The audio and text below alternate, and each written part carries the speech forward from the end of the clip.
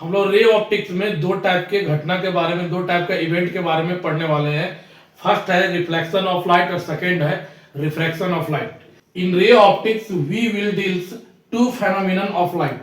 First one reflection of light and other is refraction of light. Reflection of light को प्रकाश का परावर्तन भी हिंदी में कहते हैं और रिफ्रैक्शन ऑफ लाइट को प्रकाश का अपवर्तन भी कहते हैं। तो चलिए चलते हैं रिफ्लेक्शन ऑफ लाइट को डिस्कस करते हैं।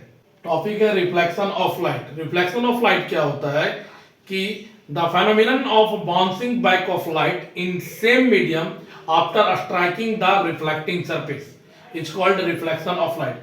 बोल रहा है कि ये हमारा रिफ्लेक्टिंग सरफेस है, रिफ्लेक्टिंग सरफेस से प्रकाश लाइट टकराकर वापस सेम मीडियम में लौट जाता है, इस फेनोमेनन को बोला जाता है रिफ्लेक्शन ऑफ लाइट। ये हमारा इंसिडेंट रे है, ये हमारा रिफ्लेक्टेड रे है और इसको क्या बोलते हैं, नॉर्मल बोलते हैं। और इस पॉइंट को बोला जाता है जहां पे इंसिडेंट रे, रिफ्लेक्टेड रे और नॉर्मल तीनों एक जगह पे होता है, उस पॉइंट को बोला जाता है point of incidence. Reflection of light क्या है, एक प्रकार का फेनोमेनन है, तो इसको बोल दिए द फेनोमेनन, ठीक है। और ये क्या कर रहा है, बाउंस बैक कर रहा है ना, तो इसको बोलेंगे बाउंसिंग बैक ऑफ लाइट। और बाउंसिंग बैक ऑफ लाइट कौन सा मीडियम में, सेम मीडियम में, इन सेम मीडियम।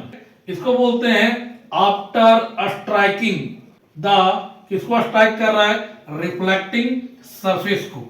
इस रे को बोलते हैं bouncing back of light in same medium. इस रे को बोला जाता है आफ्टर स्ट्राइकिंग। और किसको स्ट्राइक कर रहा है, किससे टकरा रहा है, रिफ्लेक्टिंग सरफेस से, ठीक है। तो इस फेनोमेनन को बोला जाएगा reflection of light. The phenomenon of bouncing back of light, the phenomenon of bouncing back of light in same medium after striking the reflecting surface is called reflection of light. Reflection of light क्या एक प्रकार का phenomenon है। इस वाले रे को बोलते हैं बाउंसिंग बैक ऑफ लाइट, और bouncing back of light same medium में करता है, इसको बोलते हैं आफ्टर स्ट्राइकिंग द, और इसे बोला जाता है reflecting surface. The phenomenon of bouncing back of light in same medium after striking the reflecting surface is called reflection of light. Reflection of light को मैंने यहां लिख रखा है, the phenomenon of bouncing back of light in same medium after striking the reflecting surface is called reflection of light. यहां पे ध्यान दे, इसको बोलते हैं रिफ्लेक्टिंग सरफेस, इसको बोलते हैं इंसिडेंट रे, और टकरा के वापस जा रहा है इसको बोलते हैं रिफ्लेक्टेड रे या तो बाउंसिंग बैक ऑफ लाइट। और दोनों एक ही मीडियम में है, इसलिए सेम मीडियम, और किसके टकरा रहा था, रिफ्लेक्टिंग सरफेस से। इस फेनोमेनन को बोल रहे थे रिफ्लेक्शन ऑफ लाइट। तो इसे बोलते हैं इंसिडेंट रे, इसको बोलते हैं रिफ्लेक्टेड रे, इसे बोलते हैं नॉर्मल। और नॉर्मल के साथ जो एंगल बनाता है इंसिडेंट रे, उस एंगल को बोलते हैं एंगल ऑफ इंसिडेंस। और नॉर्मल जो रिफ्लेक्टिंग रे के साथ एंगल बनाएगा उसके बोलते हैं एंगल ऑफ रिफ्रैक्शन। जिस पॉइंट पे इंसिडेंट रे, रिफ्लेक्टेड रे और नॉर्मल प्रेजेंट होता है, उस पॉइंट को बोला जाता है पॉइंट ऑफ इंसिडेंस। और यहां पे ध्यान दे, इंसिडेंट रे और रिफ्लेक्टेड रे रिफ्लेक्टिंग सरफेस के साथ जो भी एंगल बनाता है उस एंगल को बोलते हैं ग्लांसिंग एंगल, और ग्लांसिंग एंगल को अल्फा एंड बीटा से दिखाते हैं। तो यहाँ पे अल्फा और बीटा रिप्रेजेंट कर रहा है ग्लांसिंग एंगल को। अब आते हैं law of reflection of light. तो फर्स्ट लॉ है incident ray, reflected ray and normal lie on the same plane.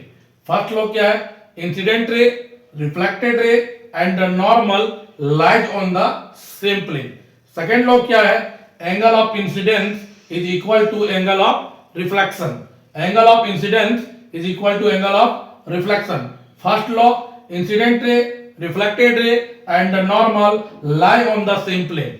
Second law, angle of incidence is equal to the angle of reflection. इस चीज को मैंने यहाँ पे लिख रखा है। तो laws of reflection of light का फर्स्ट पॉइंट है incident ray, reflected ray and normal lies on same plane. Second law है angle of incidence is equal to angle of reflection, angle I equal to angle R. यहां पे मैंने note में लिख रखा है this law is applicable only for even, बोलते हैं smooth surface, not for rough surface. Reflection of light से रिलेटेड कुछ डेफिनेशन के बारे में पढ़ेंगे। तो पहला फर्स्ट पॉइंट आता है इंसिडेंट रे। इंसिडेंट रे किसको बोलते हैं? The ray of light falling on the surface. जो रिफ्लेक्टिंग सरफेस होता है उसमें जो रे ऑफ लाइट फॉल करेगा उस रे ऑफ लाइट को क्या बोला जाता है? इंसिडेंट रे। सेकेंड आता है रिफ्लेक्टेड रे। रिफ्लेक्टेड रे क्या है? इंसिडेंट रे को फॉल करने के बाद जो भी लाइट रे टकरा के वापस बैक करेगा उस रे को बोला जाता है रिफ्लेक्टेड रे।